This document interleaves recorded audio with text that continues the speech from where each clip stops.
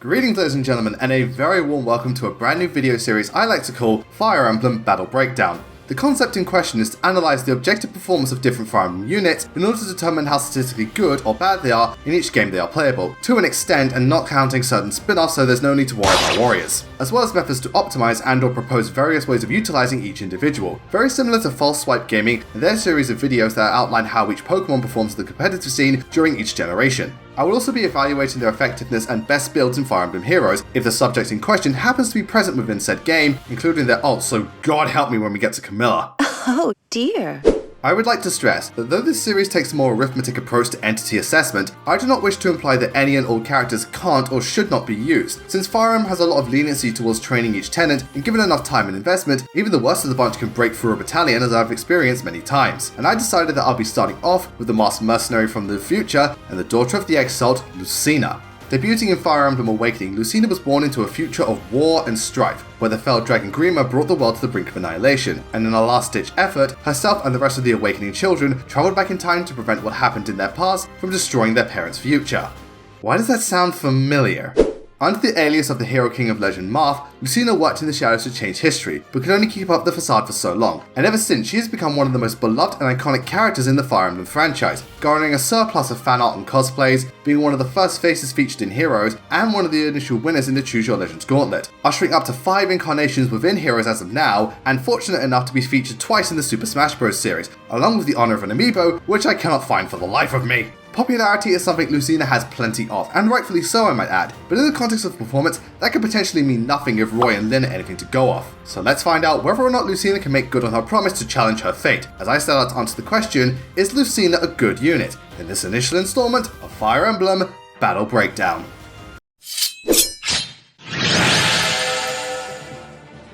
And in today's video, I shall be covering Lucina's appearance in Fire Emblem Awakening and Heroes. I will not be addressing Fates and Echoes, as Lucina can only be featured through the use of an amiibo.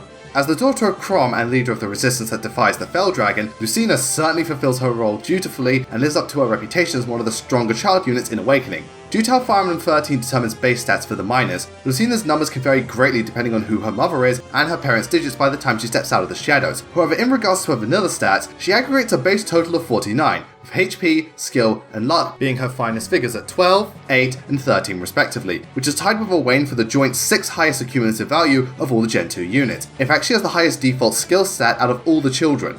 In order to calculate Lucina's starting stats, the formula is as follows: Mother's current stats minus Mother's class-based stats, Chrom's current stats minus Chrom's class-based stats, plus Lucina's absolute base stats, which is then divided by 3 and added to the child's class-based stats, in this case, the Lord class. With this formula established, Lucina and by extension all the children in Awakening will have different values in almost every instant, particularly because Robin can become her mother, whose quantities will diverge depending on the initial preset. But for the sake of argument, let's assume that Chrom and Lucina's mothers are level 1 advanced units that at no point reclass themselves and promoted at level 20. By applying this stipulation, we can conclude that Lucina will have the following stats at the end of Chapter 13, and while the amounts will vary in accordance with each ancestor, she'll end up with impressive integers, excelling in speed and skill, as well as respectable luck and strength, though her defense is air, and resistance will be a common crutch that haunts her till the end of time. Under these circumstances, at worst, Lucina's base total will equal 113, and at best, she will have the collective value of 121. With Robin as her mother, Lucina procures a mostly mixed build, in accordance with the third highest base total, as she'll bless her child with the largest amount of HP and the mutual strongest strength alongside Sully and Sumia, though like with Maribel, she'll slightly slow down Lucina. On the subject of my best girl, Sumia as either a Falcon Knight or Darkflyer bequests Lucina the 2 best base totals, as despite damning her daughter with a little less HP, she will be tied with the other parents for the best strength, luck, defense, and res, plus she generates by far the utmost speed and skill. Sully I assess to meander in the middle ground, offering a mixture of the lowest and highest values, but bear in mind she won't surpass other parents and have the lowest base total along with Maribel. Fittingly so, Maribel aside from luck, magic and res, befalls Lucina with the smallest sum of the remaining stats, with the increase to magic and resistance being overall negligible. And finally, Olivia offers the second greatest speed and skill, with the remaining stats lacking overall. In fact, Sumia's sheet has equal to or greater numbers in every area. Each progenitor will also affect Lucina's stat caps as a Great Lord, as well as offering varying max stat modifiers, with Maribel and Sumia emitting Lucina with a paramount collective of 372, However, in this particular instance, I'd contend this factor to not sustain much weight, as the lowest value is only 2 points less with 370, though it should be stated that Sumia's caps are overall better suited for Lucina's generic form. Thankfully, regardless of who bears Chrom's child, Lucina generates good growths even at their default digits, having very impressive luck along with decent speed, skill, and HP. When attempting to unearth her absolute growth rate, the equation goes as follows. Chrom's default growth rate, plus Lucina's mother's default growth rate, plus Lucina's default growth rate, divided by 3, plus the class growth rates. I must stress that in order to avoid confusion, when I say Chrom and Lucina's mother's default growth rates, I'm referring to their percentages when you remove the class growths to their complete values, as Awakening assigns percentage rates to each class which is then added to the character's default growths. So to clarify, these are the class growths for a Wyvern Rider, and these are Shirsh's complete growths. By subtracting her class growths from her complete ones, we end up with Shirsh's default measurements. And with these elements in place, Lucina will on average have potent percentages in HP, luck, speed, skill, and strength, with Robin offering the best HP and strength, Sully the utmost defense, Sumia and Olivia supplement supreme speed and skill, and Maribel provided the highest magic, luck, and res. Though when it comes to growth totals, Robin and Sumia are at the top with a whopping 416, Maribel and Olivia are joint second with 415, and Sully brings up the rear with 414. In the context of stats and growth, Robin and Sumia I summarise to be the ideal mothers for Lucina, especially as whichever assets and flaws Robin regulate can further improve Lucina's values, and for what it's worth, Olivia and Sully are perfectly fine mothers too. However, Maribel isn't so fortunate from my standpoint, as she increases the stats Lucina can't make much use out of while lowering her favoured figures. Regardless of who Chrom marries, Lucina with level 1 promoted parents shall begin on roughly the same footing as the enemies in Chapter 14 Hard Mode, which on average have the following values. Therefore, she shouldn't have trouble doubling her foes and getting kills, but she does suffer from destitute defenses and reprehensible resistance, which considering Magic's Majesty and Awakening is something to be wary of.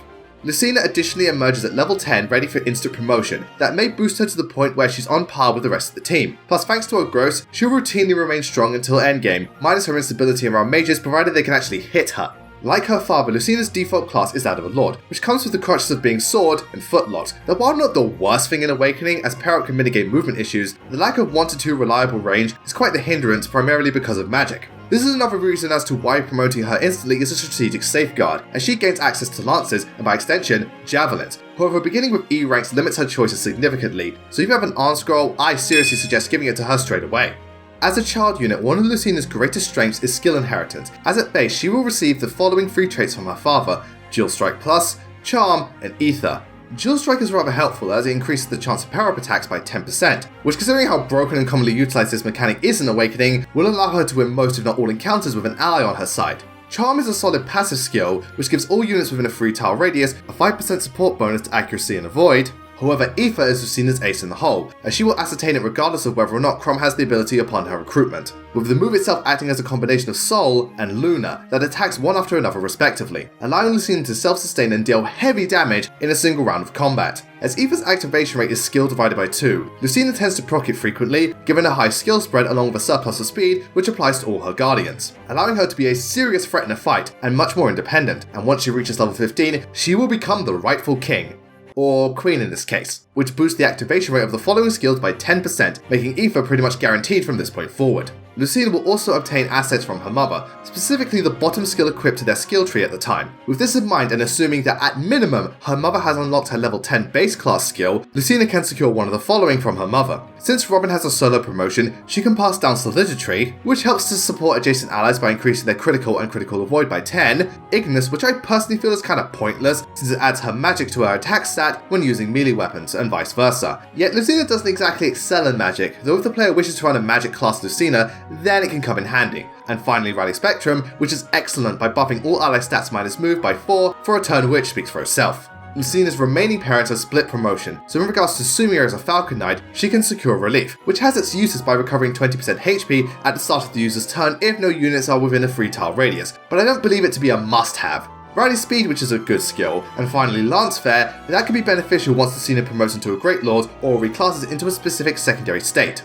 As a Dark Flower, relief will remain, but if Sumia is level 5 by the time Chapter 13 comes to a close, then Lucina can inherit Rally Movement, which is another good rally skill. However, the real deal breaker is the level 15 skill Gale Force, which is considered the best skill in Awakening, as it allows the user to take an additional turn if they defeat an enemy during their phase, essentially acting as a dancer skill for that unit, which can further be exploited when paired up with another Gale Force user, as it can allow up to 3 actions in a single turn, which can potentially result in chapter completion before the enemy can so much as blink.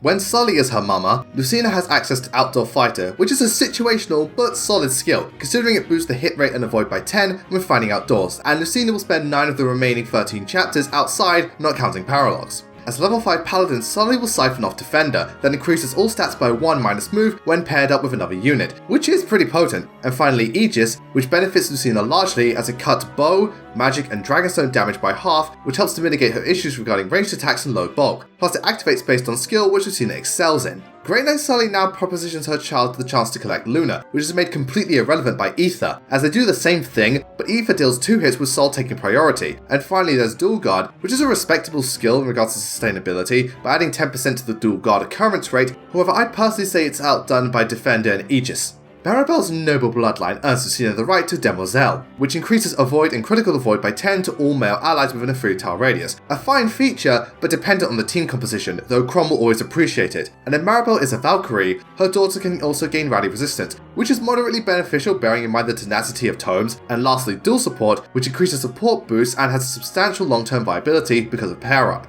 When giving birth as a War Cleric, Lucina will exchange Rally Resistance for Rally Luck, which generates a larger boost to, in my opinion, a lesser stat, while also exchanging Dual Support for Renewal, which can aid Lucina by slightly offsetting her low defenses, but personally as a level 15 skill, I view it to be a little underwhelming.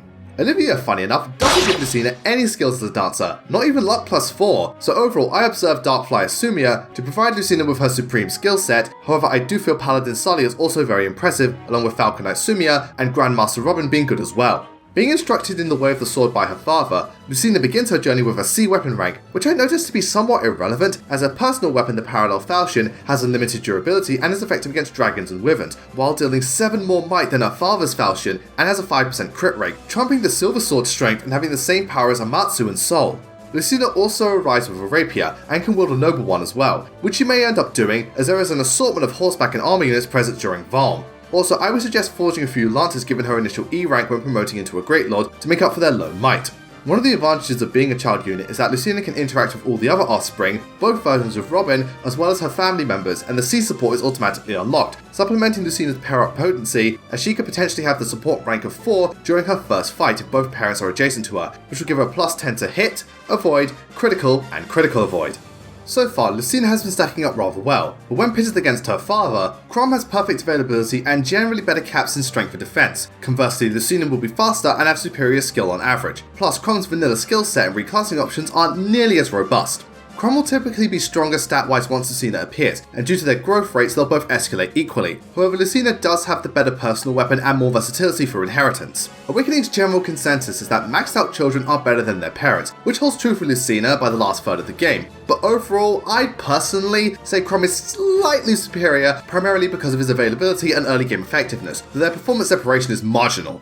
When matched against her friends from the future, Lucina has the benefit of fixed and earliest recruitment compared to the other kids, along with a potent personal weapon and Aether, which results in one of the strongest second generation units. Plus, she is widely considered to be one of the best mothers for Morgan, primarily due to Aether inheritance and any other skills she has accumulated. In spite of arriving a little late to the party, Lucina routinely functions fabulously on all difficulties. However, lunatic and above enemies may scoff at her initial bases, so ideally, it might be best to promote her straight away. Also, she may end up relying on proccing Aether in order to regularly rout her rivals, which is slightly unreliable, plus magic users will ruin her.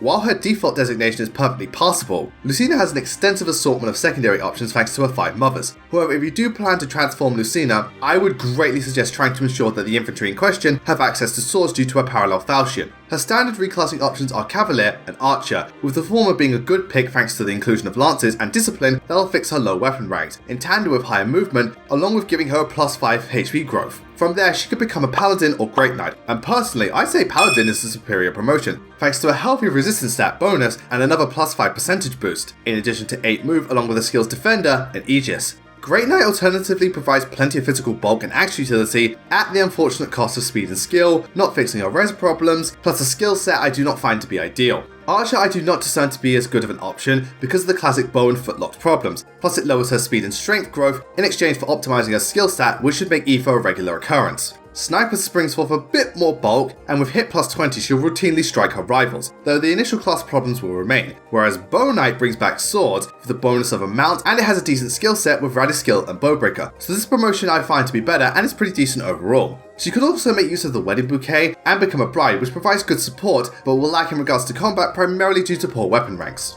Robin generously gives her little girl up to 4 possible pathways, first and foremost being Tactician, which I don't discern to benefit her build and lower some of her greater growth. Same with Grandmaster, but the skills are solid and it makes her more versatile but less dynamic. The second pathway is Thief, which I discovered to be remarkably respectable as it enables extra utility, and despite becoming both frailer and slightly weaker, her speed and skill will flourish, and +1 move has no downsides. From there, she can upgrade to Assassin or Trickster, with the former making up for the strength she lost as a thief and enhances her skill even further. Pass is an adequate talent, however lethality works wonders on this heroine due to her abundance of skill, making this class a prodigious choice from my perspective on top of gaining bows for ranged attacks. Trickster unfortunately drops her strength even further and puts her speed back to neutral, however she'll harbor a 7-turn handicap with Lucky 7 and additional mobility with Acrobat, which can be convenient for clearing chapters quickly. She also has staff utility but can't really do much with it, and trust me, that's never going to change. The third tree chain is Mercenary, that increases her HP and skill growth without affecting anything else. Patience is a decent talent that can help her to be a better dodge tank for whatever that's worth during enemy phase, as it increases her hit rate and avoid by 10. Though Arms Thrift is a bit irrelevant considering her personal weapon has unlimited use, but if the player wishes to employ the more exotic equipment, it can be rather helpful. Upon upgrading, she can access Bow Knight or instead Hero, which thankfully continues to prevent decimal diminishment, and though Soul is pointless because of Ether, Axebreaker will allow Lucina to absolutely annihilate enemies that hold a hatchet, plus she will wield said axes, which grants her further weapon utility. Her final choice is the Dark Mage ensemble, which lavishes Lucina with higher bulk but lower damage output, and a class I do not believe to agree with the lady because of her overall poor magic and resistance, with the skills Hex and Anathema only serving to lower enemy avoid, which Lucina largely doesn't struggle with, but I guess every little helps. With a Master Seal, she can follow in the footsteps of Faja and Henry by becoming a sorcerer, which won't change much, but Vengeance has its uses due to the likelihood of its high activation rate along with Lucina's overall fragility, and more importantly, Tonebreaker can be an inordinate help as it will noticeably negate her weaknesses to magic. Interestingly enough, Dark Knight first and foremost returns her sword rank and makes her growth sped more balanced, plus the perks of a pony, with the skill Slow Burn acting rather effectively if the player chooses to take their time, and Life Taker is noticeable when combined with Ether, potentially allowing Lucina to get a full heal after battle. So if you just happen to delve into the Dark Mage line, I would seriously suggest learning the Sorcerer skills, then reverting into a Dark Knight. Having Sumia act as Lucina's mother offers up 3 types of infantry, with the first being, of course, Pegasus Knight. That drops her strength and defense, but increases all other growths minus HP, along with speed plus 2, allowing Lucina to double far more frequently. However, relief is just kinda there, and she starts with E-rank lances as well as bow weaknesses, so be prepared for an initial uphill battle. Becoming a Falcon Knight adds 5% to her magic growth, and the skills are fine, but I find it to be more of the same plus staff usage, which Lucina isn't exactly apt in, so I assess this promotion to be ultimately underwhelming. Darkflyer picks up the slack with Gale Force and Rally Movement, making it the better option. However, Lucina can't really utilize tomes in most scenarios, and she loses growth points in some of her stronger stats, so please bear that in mind. Perhaps strangest of all is that Sumia enables access to the Knight class despite being such a clumsy clod, which as you expect has the typical armor impediments of 4 move in conjunction with losing swords and dropping her best growth. However, in doing so, it will increase her bulk and strength, so she'll more than likely become very well rounded, plus her abilities Defense plus 2 and Indoor Fighter are satisfactory. I've already addressed her role as a Great Knight, so her second selection of General gives her a large hit point bonus and some additional resistance along with Axe utility plus Pervice to reduce physical damage, which should activate often thanks to a surplus of skill that will enable Lucina to perform as a very dependable tank, provided you can live with the classic class crutches, so this option is a fusion of great positives and awful negatives. Finally, Lucina can follow in the footsteps of her Auntie Lissa and become a Cleric, which honestly isn't the best idea in the world, as aside from staff utility and boosting her magic and res, this class does nothing for her remaining stats and she is set back by low base magic. War Cleric helps to fix her growth spread minus skill, and she appreciates the aid of Axe utility. However, the tactile talents I proclaim to be wasted on Lucina, so I personally suggest avoiding this alignment like the plague. Sage places her growths back to how they should be with even more magic while rigorously reducing strength, though I will say Tome Fair can offset her embarrassing enchantment and pairs nicely with her greater magical growth, plus Rally Magic is nice but also team dependent, so considering how regularly Faja and Anna end up on the front line, this skill is certainly not going to go to waste.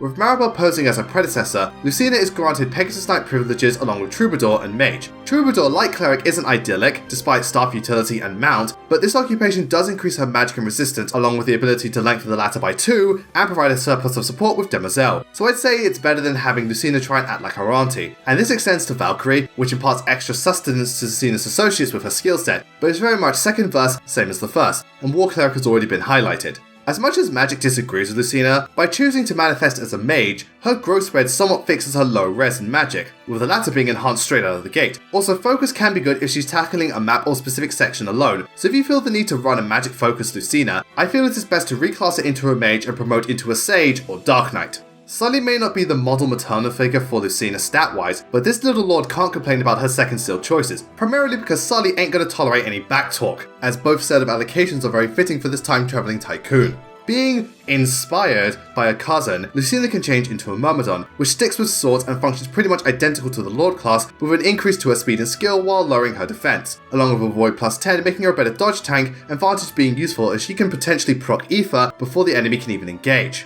Moving up the ladder into a Swordmaster doesn't amend much aside from an enlarged resistance growth. However, the Swordfare skill allows Lucina to have very strong damage output, and Astra ought to become second nature to her, and though I personally consider Assassin as the loftier Legion, Swordmaster is still an admirable association. Also, it appears Lucina borrowed more from Jerome than just the mask, as Wyvern Rider Lucina musters more attack and bulk at the cost of speed and skill, as well as swapping swords for axes and ascertaining a bow weakness. However, her flying utility and plus 2 strength is an automatic yes, with the end result probably perpetuating a mixed build. Plus, the talent Tantivy increases hit rate and avoid by 10 if no allies are within 3 tile radius, thus making her more suited to soloing maps. As if she wasn't resilient enough, Wyvern Lord adds on even more attack with Lance utility, plus Quick Burn acting as the polar opposite to Slow Burn, constructing Lucina to be deceptively dangerous right from the start, not to mention Swordbreaker will more than likely make her unbeatable regarding melee encounters that conversely leaves her highly susceptible to magic and bows. On the other hand, Griffin Rider stabilizes her growth, and Deliverer adds additional movement when paired up, which is highly helpful, plus Lancebreaker makes her a nightmare against Pegasus and Falcon Knights, however her weaknesses will remain. Olivia doesn't offer anything new as she can only lend Lucina the Pegasus Knight and Myrmidon class line, but all things considered, if the player wishes to remove her title of Lord, then I personally proclaim that Swordmaster, Hero, Assassin, Paladin, Wyvern Lord, Griffin Rider, and depending on the circumstances, Bow, Dark and Great Knight are probably Lucina's ideal identities, but she is fortunately versatile enough to be useful as all of them to varying degrees of success.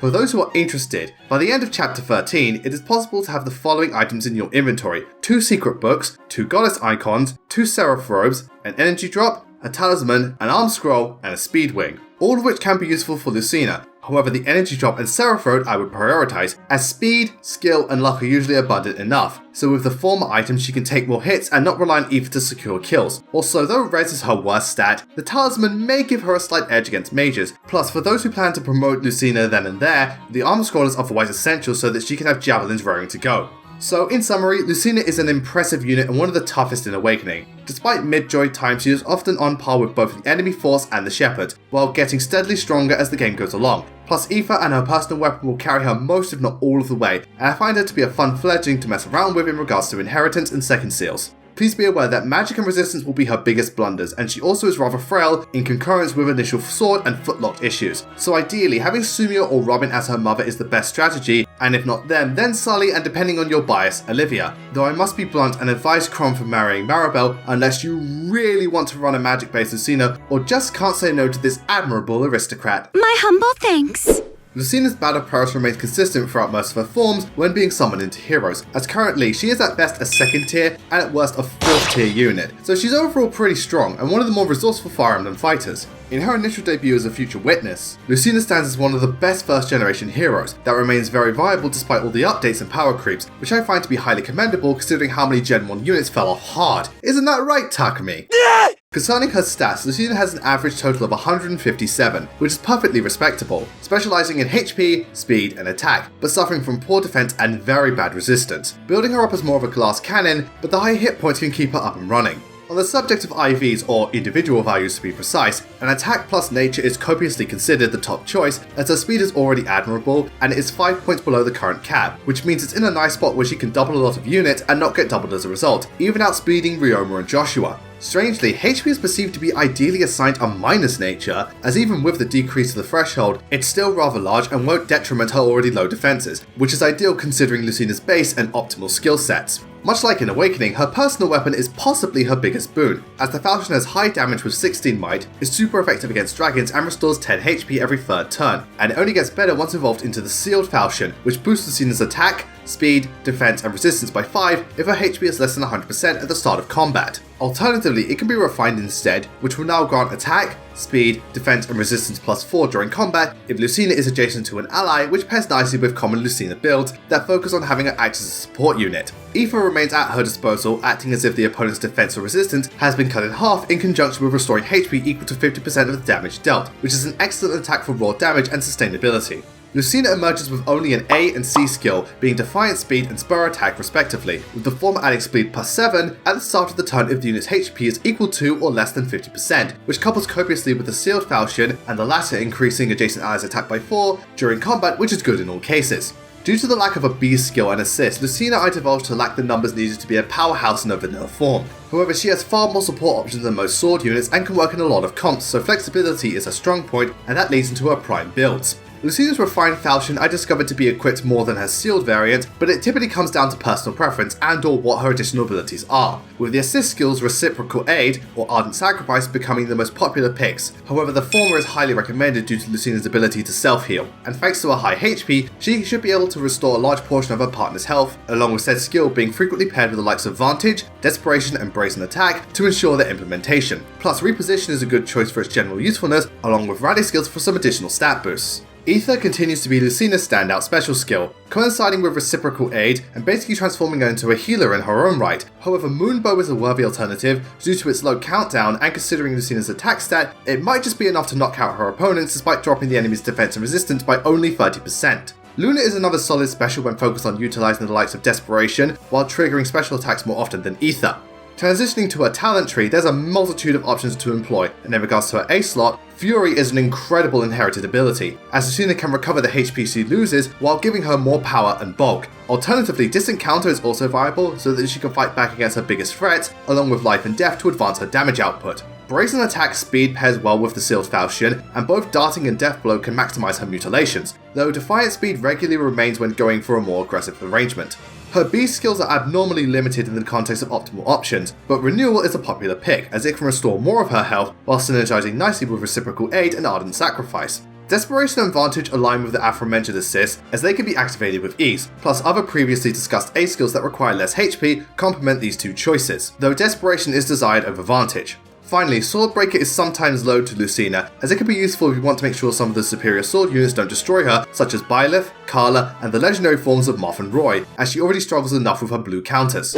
C skill selection varies vastly, but Spur Attack was mediated to be the top pick, and abilities that boost ally speed or attack are eagerly endorsed, in order to harmonize with her Falchion's attributes such as Drive Speed, Even Speed Wave, Drive Attack, and so on. However, Breath of Life is also a viable option in order to further sustain soldiers. Debuffing skills are a similarly solid selection like the Threaten and Smoke skills, primarily defense and speed so Lucina can slice right through the enemy. In some rare cases, Infantry Pulse and Panic Ploy can work due to Lucina's high HP, but considering most builds have a minus IVs in HP, that's rather rare.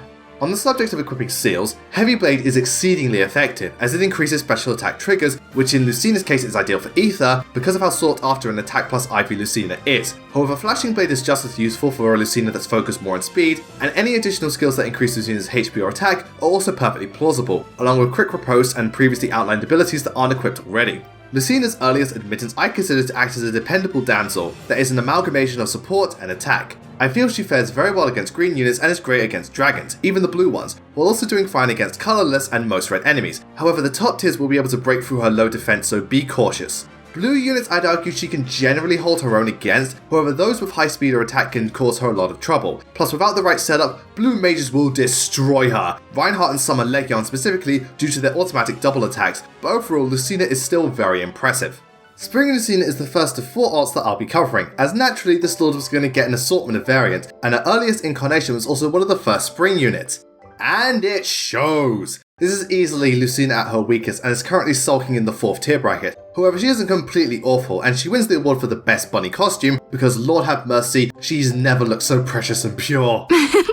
Spring Lucina has the unfortunate lowest base total of all her forms, being 10 points below the standard selection, as despite gaining 6 points in res, she loses 3 points in defense, resulting in both stats being pitiable, plus her HP dropped by 5 points, and her attack is now a measly 29, which is her biggest blight. Though mercifully her speed hasn't changed, so she can double dutifully and not be doubled easily. In order to make the most out of her IVs, attack and speed are the best choices so that she can try and be a sweeper within reason, with HP and res being neutral and defense acting as her floor, bearing in mind that this beautiful bunny shouldn't be attacked by physical foes to begin with unless they have ranged options. Her base skill set I personally find to be a mixed bag, as she doesn't have a special attack or C skill, and her blue egg tome, putting it bluntly, is pretty trash, perpetuating pathetically low base damage. We can only reach a maximum of 13 might, and gaining a whopping 4 HP back. Oh, joy. Still, Riley's speed is okay, and Swift Sparrow is her claim to fame, as if Lucina initiates combat, her attack and speed increase by 4 during battle, which makes her a surprise threat along with Seal Res, dropping her opponent's resistance by 7 after combat through their next action. Spring Lucina can potentially be viable if you're looking to run a purely vanilla team thanks to Swift Sparrow and a high speed. But let's be real here, no one does that in this day and age, which makes her flaws dangerously damaging, though if you are planning to make the best bunny possible, here are the sets I recommend you go with. Blue Egg Plus is her preferred ornament due to having the highest base might, however Blah Blade is a good alternative thanks to providing the same might and having the ability slow special trigger cooldown count +1, and adds total bonuses to damage dealt, which can further increase her much needed power. Riley's speed speaks for itself and tends to be the default choice, however Ardent Sacrifice is another alternative that when paired with her Egg's ability to restore HP can maintain her teammates slightly. Moonbow is now the optimal special skill because of the low activation rate, and that'll give her the push she needs to hopefully one round KO her foes. And if that isn't your cup of tea, New Moon and Luna are used now and again, but ultimately a special that cuts through the enemy's defense does the trick, so she should probably invest in a 6-pack of Black Luna. Swift Sparrow is rarely rearranged, and for good reason, but if you wish to try something else, Fury is a fine alternative as its setbacks are somewhat negated by her Blue Egg Tome, making it so that she'll only lose 2 HP as opposed to 6, but if you equip Blah Blade, then Fury is riskier to run. Seal Res is also not exchanged often, as it can permit Lucina to become quite dangerous, however Desperation can be surprisingly effective when paired with Ardent Sacrifice, Moonbow, and Blah Blade in order to safely take down opponents, even those that can counterattack. C skills apply additional customization choices, but generally Threaten Speed and Threaten Res are ideal to give Lucina the upper hand in most fights. However, if Lucina can't quite finish off her foes, Savage Blow can pick up the slack, as well as the Hone skills and Breath of Life for the sake of assisting her allies. Spring Lucina's seal skills I can't help but find to be miraculously mundane by being regularly relegated to attack +3 or something along those lines just to give her an edge in battle. I'd summarize Spring Lucina to be a bit of a niche pick that focuses on taking down low res and speed units so she can do well against red armors and slow sword sheathers like Stahl and Hinata. In fact, her speed is high enough to double the likes of Ike, Alm, and Adrift Camilla. Conversely, against neutral matchups like blue and colourless combatants, she doesn't dependably deal enough damage to destroy them or sustain the sturdiness to withstand their onslaughts provided they can double her. Plus, many of the newer armour infantry have built-in distant counters which can be problematic for her. Green units will outright annihilate Lucina aside from the really slow ones, and all things considered, Lucina should just focus on trying to hard counter the foes that she can defeat.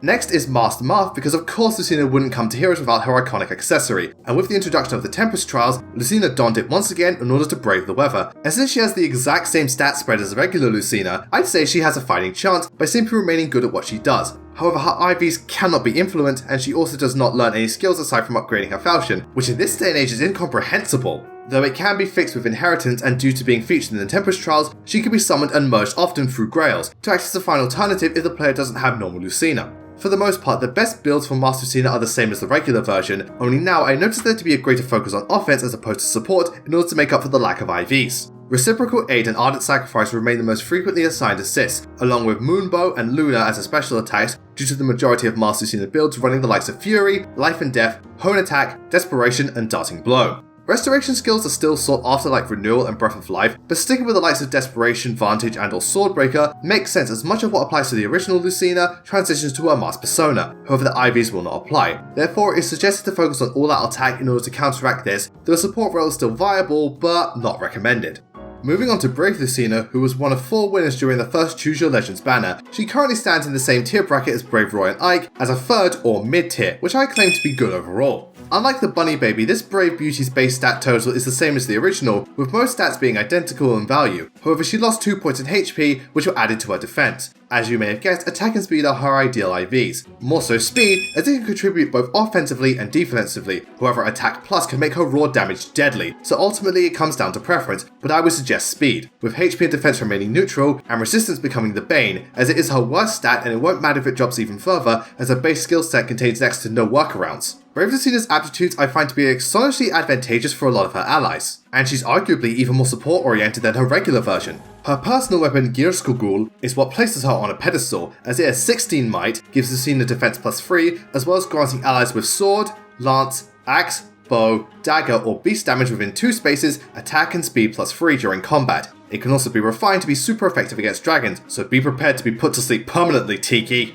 Ether needs no explanation, and Sturdy Blow makes her more of a physical threat, not to mention dry speed amassing her allies' agility. So overall, she has a solid spread, which works well with a physical comp and extends to her bountiful builds. Gyrskogul is almost never substituted, but some may opt for using a Fire Sweep or Brave Lance in the hopes of taking down their foes without the worry of a counterattack. Reciprocal Aid is still used in a few builds since she has a large heaps of HP, but generally reposition is preferred in order to enable allies to fight adjacent enemies, with Lucina supplementing them with stat boosts. Ether continues to hold the title of Lucina's Supreme Special, as it will be the most effective way for Lucina to restore HP without giving up any other skill slot, though Moonbow is still a good choice, for if the enemy endures the first hit, they sure as shit won't survive the second. Bang! I make it look easy. This Brave Warrior's A slot skill is 90% of the time safe for Sturdy Blow, however Fury is a decent alternative if the player wishes to have a more rounded stat spread at the cost of HP, but the B skills can fluctuate frequently, as Renewal can intertwine with Reciprocal Aid sets, or to make sure Lucina stays around for longer, as her defense isn't exactly top notch. Desperation and Vantage remain excellent, and even Lancebreaker is rather effective, as it can give her an edge against some of her neutral blue matchups, plus Wrath can be devastating when allied with Ether. The C skill slot is almost always drive speed, and if not, then other drive skills are habitually allocated, or barring that, the occasional threaten and hone skill. When equipping skills to Brave Lucina, she predominantly appreciates skills that either increase her attack and speed, or decrease the enemies, so the likes of Chill Speed, Darting Stance, Drive Attack, etc. But other abilities that increase special triggers like Quicken Pulse, Heavy and or Flashing Blade are viable variants too. As is par for the course, Brave Lucina is focused on being an attacker and or supporter, however I detected her to lack the versatility or sustainability of her first rendition, preferring to simply boost ally stats as much as possible, and as such I feel she doesn't quite match up to her OG summon. In regards to raw damage, I assessed her to perform proficiently, and her setup is ideal when running purely physical teams. Additionally, she acts as a better tank too, having the upper hand against melee-based infantry and horseback units. Lucina's biggest blunder is once again her low magical bulk, as just about every mage with enough speed will give her a hard time, and without distant counter, she'll be at their mercy. Brave Lucina can deal with just about all red units minus some of the top tiers, and should be fine against blue and colourless physical adversaries, with enough base speed to double the likes of Volta and Fjorm. Plus with a weapon refined, she can be a danger to dragons. Green Axe units shouldn't be too much trouble thanks to all her buffs, provided they aren't in the top bracket, however I cannot stress enough that she should stay very far away from green mages, as the likes of Lewin and Flyer Nino will literally blow her away. Now it's time to wrap things up with Legendary Lucina, and talk about saving the best for last, as at the time of this video's publication, this is Lucina's newest ult and is also in the second tier bracket, but I personally find this to be her strongest incarnation to date, and has the potential to be a game changer. Her base total is lower than usual by 7 points, having lost a bit of HP and speed, but her spread is primarily familiar, with attack and speed acting as her prime numbers, and as expected, either of them are her ideal IVs. But in this scenario, I recommend attack given her abilities and skills. However, extra speed can be very useful considering how fast certain units are. Heck, 4 of them can double her at base, and even though they're all red, when you're in the top tier bracket, the weapon triangle don't mean shit. HP and defense should ideally be neutral, and res once again as her bane, because gosh darn it, Lucina can't stand mages for the life of her. And while previous forms of this lord had skill sets that I sensed ranged from good to mixed, this glorious archer's abilities are nothing short of legendary. Her weapon Thogan has 14 damage and grants +3 speed, along with attack, speed, defense and resistance +4 during combat if Lucina initiates, and her foe has a sword, lance, axe, Dragonstone or beast damage, allowing her to be a rigorous range threat, especially against foes that lack some form of distant counter. As wonderful as her weapon is, this version of Lucina has something even better on standby with the assist skill, Future Vision, that essentially acts as a combination of swap and dance, as when she switches places with an ally, she can move again provided she hasn't used it already during the same turn, granting her incredible mobility and is in my opinion ideal for launching surprise attacks and picking off specific targets. Swift Sparrow is once again a splendid skill and perfect for Lucina's current predicament, with Wings of Mercy amassing her mobility when her allies are in a pinch, that I figured acts as a great way to lure foes into a false sense of security and then follow up with an arrow to the ass. Distant Guard is pretty helpful for supporting her allies, though considering Lucina's mobility, she may not be within range for the boost to apply, and from what I observed, rarely does Lucina's initial build need to be altered, allowing her to be astonishing with minimal effort, but there are always instances that permit Lucina to unlock her full potential. For example, Moonbow is usually the best special attacks to grant her as a way of ensuring that most opponents will die in one round, doubly so against high defense and armor units, at which point Luna or Ether might be more preferable to break through their bulk. Swiss Sparrow is, unsurprisingly, excellent, and I won't blame you for keeping this in the A slot, but I dispute that Close Counter is the best alternative, so that she can exchange blows with everyone, and it's an ideal way to wipe out physical units that attack her thanks to her weapon buffs. Also, Life and Death is another admirable variation, which focuses on pure power. Moving over to the B section, Wings of Mercy was unearthed to be the go-to choice, but for those wanting something a bit more impactful, the attack link skills are great for Lucina, and she should be continually activating Future Sight and thus greatly enhancing herself and her teammates, and as usual, Vantage and Desperation remain reliable. Distant Guard was analysed to be the best choice for her C slot, however the odd and even wave abilities are another alternative, as Lucina can make great use of the 6-point bonuses, barring that Hone and Drive skills act as steadfast supplements. Her Seal set is commonly given to Flashing and or Heavy Blade due to Lucina's frequently speed and attack IV build, and preference to Moonbow. The likes of Brace and attack speed greatly improves her damage output, and Darting Blow can make up for the lack of her speed IVs. Plus for those running a Close Counter set, Close Defense pairs greatly with the ability to point blank her prey. Due to her genetic makeup, Legendary Lucina I feel to be a fabulous flanker that could be a nightmare for sword users with a speed stat of 30 or less when looking at neutral numbers. Compared to her other forms, Legendary Lucina is the most unique, and personally I consider this to be the finest version of the Lovely Lord. However, she isn't nearly as self-reliant as normal and is lacking in bulk, so if you are going to use her, please make sure that she attacks first and be certain that her enemies don't get back up.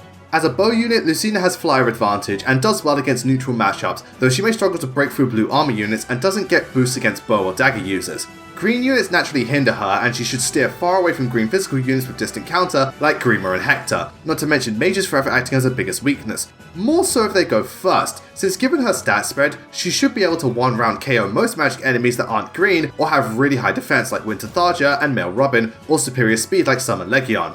And that about covers everything concerning Lucina, so in the end, is she a good unit? Well, simply put, yes she is. Lucina more than lives up to her legacy and is an all-around great gal that is very reliable. I wouldn't claim her to be a massive powerhouse on average, plus she frequently relies on an ability activation to secure kills, but with access to some of the better weapons and skills in whichever medium she materializes, makes this force from the future one heck of a team player, along with containing countless customization possibilities that often do her good.